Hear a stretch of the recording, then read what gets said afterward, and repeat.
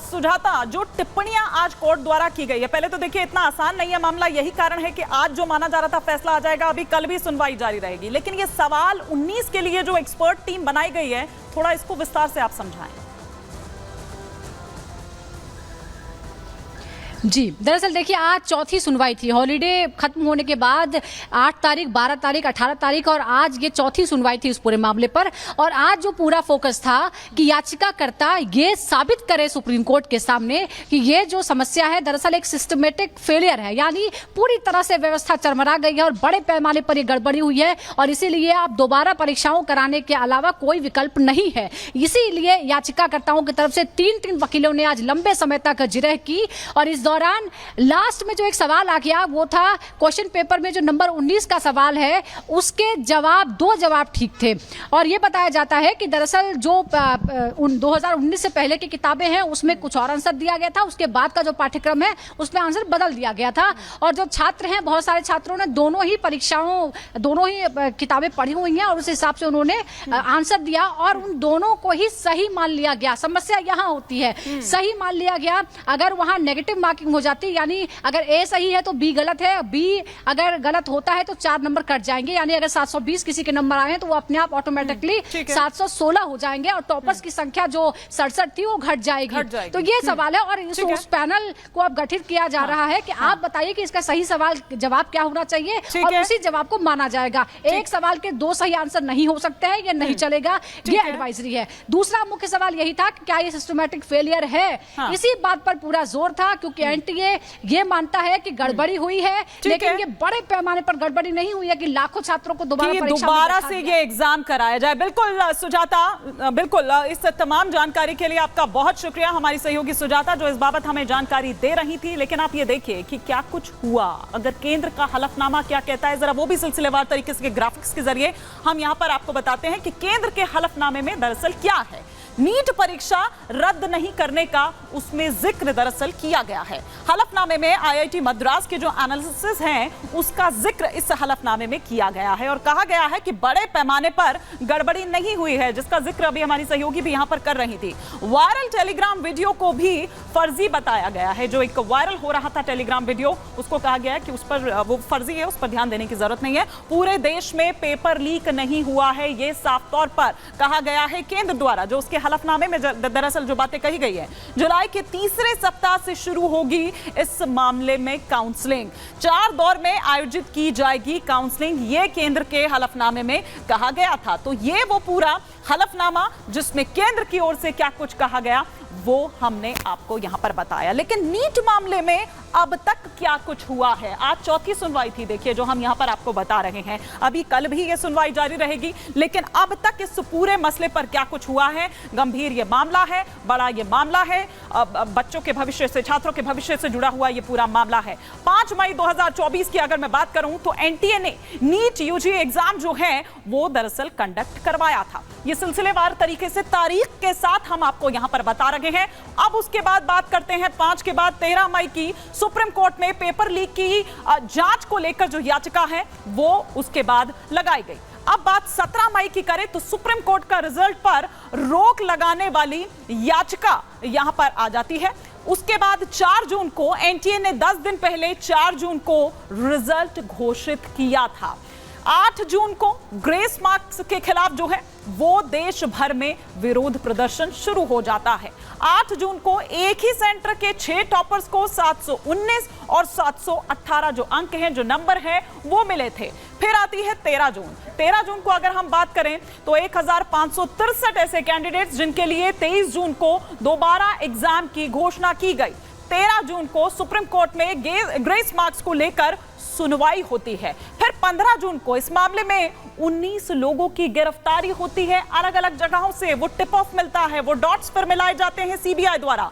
19 जून को supreme court ने CBI को लेकर कोई आदेश नहीं दिया। फिर 22 जून की तारीख एनटीए में सुधार के लिए 7 सदस्यों की जो कमेटी है, जो टीम है, वो बनाई जाती है। फिर 23 जून आती है जब सीबीआई ने पेपर लीक मामले में पहली एफआईआर दर्ज की जाती है। किसके द्वारा? सीबीआई के द्वारा। फिर आती है 27 जून की तारीख, सीबीआई ने केस में पटना से पहली गिरफ्तारी होती है। फिर 29 जून को सीबीआई ने गुजरात के 4 जिलों में छापेमारी की। आप देखिए कि इस बीच किस किस तरीके से पटना से लेकर गुजरात से लेकर राजस्थान भी आया, बंगाल भी आया, वो भी हम आपको दिखाएंगे, झारखंड भी आया।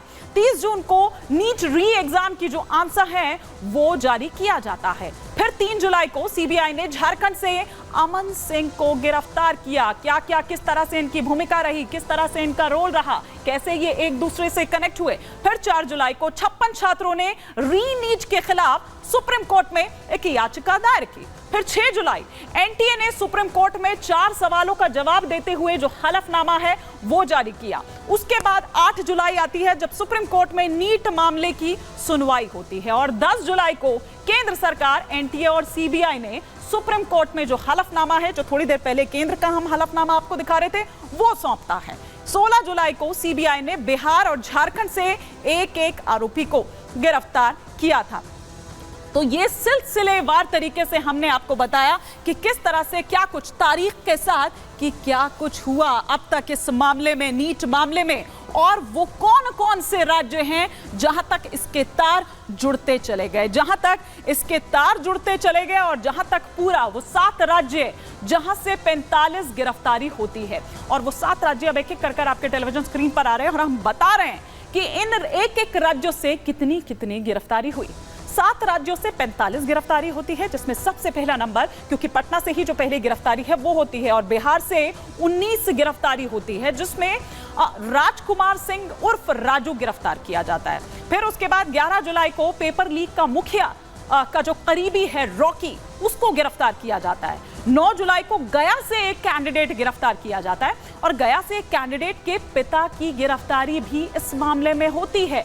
सीबीआई ने 2 आरोपियों को यहां से गिरफ्तार किया। अब बिहार के बाद आगे बढ़े तो झारखंड, यहां झारखंड से 12 गिरफ्तारी होती है। 28 जून में सीबीआई ने 3 लोगों को 28 जून को गिरफ्तार किया।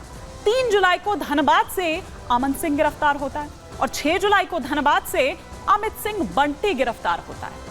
अब इसके तार जुड़ते जाते हैं धीरे धीरे गुजरात से। गुजरात के वो 4 जिले जो हमने बताया जहां पर वो छापेमारी होती है, क्योंकि टिप ऑफ ऐसा मिलता है, 6 गिरफ्तारी यहां से होती है। 30 जून को सीबीआई ने जय जलराम स्कूल के चेयरमैन दीक्षित पटेल समेत 6 लोगों को हिरासत में लिया, उनसे पूछताछ की गई। अब जब पूछताछ होती है तो और ये जो तार है वो जुड़ते नजर आते हैं और नेक्सस पता चलता है कि कहां कहां तक फैला हुआ है। फिर नंबर आता है राजस्थान का। राजस्थान से 4 लोगों को गिरफ्तार किया जाता है। दिल्ली पुलिस ने राजस्थान के 2 लोगों को वसंत कुंज से गिरफ्तार किया, यानी कि दिल्ली का कनेक्शन भी आ गया, क्योंकि वसंत कुंज में ये पनाह लिए हुए थे। उधर मुंबई पुलिस ने राजस्थान के 2 छात्रों को गिरफ्तार किया, तो 2 मुंबई से, 2 दिल्ली से, दिल्ली के वसंत कुंज से, तो 4 लोग जो गिरफ्तार होते हैं कहां के, राजस्थान के। अब बात महाराष्ट्र की करें तो ऐसा नहीं है कि दिल्ली के या राजस्थान के लोग वहां से गिरफ्तार होते हैं, बल्कि महाराष्ट्र से भी 2 गिरफ्तारी होती है। मतलब तार वहां से भी जुड़े हुए थे, लोग वहां के भी वहां से जुड़े हुए थे। एटीएस ने लातूर में एफआईआर दर्ज कराई। एटीएस ने संजय जाधव और जलील पठान को गिरफ्तार किया। दोनों परिषद स्कूल में टीचर हैं। पश्चिम बंगाल की बात करें तो यहां भी तार जुड़ते हुए नजर आए। पश्चिम बंगाल कनेक्शन किस तरह से सामने आता है, एक को एक की गिरफ्तारी होती है। 25 जून को कोलकाता पुलिस ने एक शख्स को गिरफ्तार किया। मेरिट लिस्ट में नाम शामिल करवाने के आरोप में यह गिरफ्तारी होती है। और ना केवल पश्चिम बंगाल, उत्तराखंड भी इससे अछूता नहीं था। उत्तराखंड से भी एक गिरफ्तारी होती है। सीबीआई ने गंगाधर गुंडे को गिरफ्तार किया। मसूरी का रहने वाला है गंगाधर गुंडे। तो ये सिलसिलेवार तरीके से हमने आपको बताया कि कैसे और कहां तक नीट के जो तार है वो जुड़ते हुए नजर आए। 7 राज्य और 45 गिरफ्तारियां।